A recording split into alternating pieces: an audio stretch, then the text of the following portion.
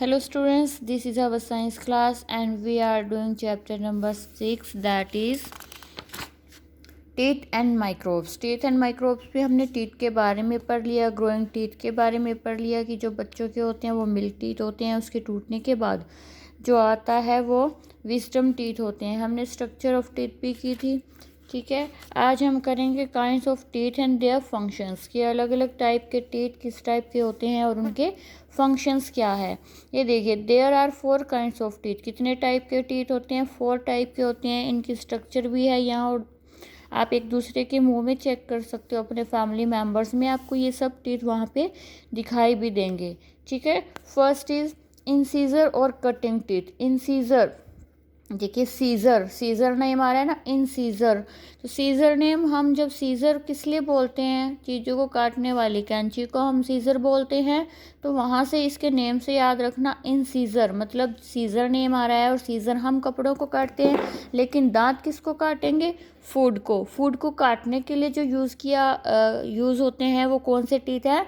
Incisor और cutting teeth. Incisor जैसे कैंची का काम कपड़े को काटना है या फिर बालों को काटना है, सीजर से हम चीज़ें काटते हैं, वैसे इन सीजर मतलब मुंह के अंदर की सीजर हो गई, और इसका भी काम क्या है? फूड को काटना, ठीक है। इसलिए इन्हें और क्या कहते हैं? कटिंग टीथ भी कहते हैं। These are 4 front teeth in each jaw. सामने हमारे ये मुंह में 4 होते हैं। दीज हैव शार्प एजिज, इसके जो किनारे हैं, एजिज का मतलब किनारे।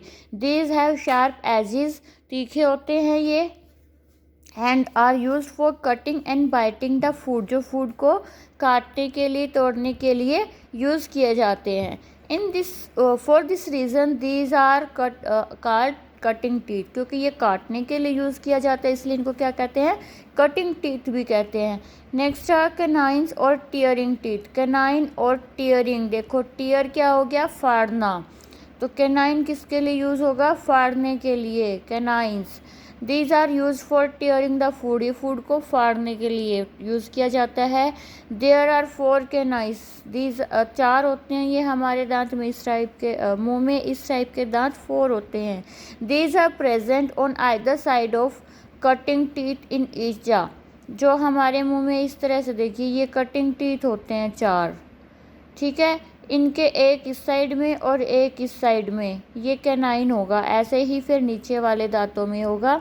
These are very sharp and pointed, ये बहुत ही तीखे होते हैं और पॉइंटेड, सुई की तरह तीखे होते हैं। देखिए ये है इंसीजर, जो हमारे इतने दांत हमें ये बाहर दिखाई देते हैं, ये तो मसूड़ों के जो अंदर होती है वो है। ये वाला दांत हमें बाहर दिखाई देते हैं, ऐसे 4 टाइप हैं। उसके बाद ये एक एक, ये क्या है? देखिए ऊपर से बिल्कुल तीखा है ना, कैनाइन है, ठीक है। नेक्स्ट आर प्री मोलर्स और क्रैकिंग। क्रैकिंग का मतलब होता है तोड़ने के लिए। क्रैकिंग क्या है? तोड़ने के लिए, ठीक है।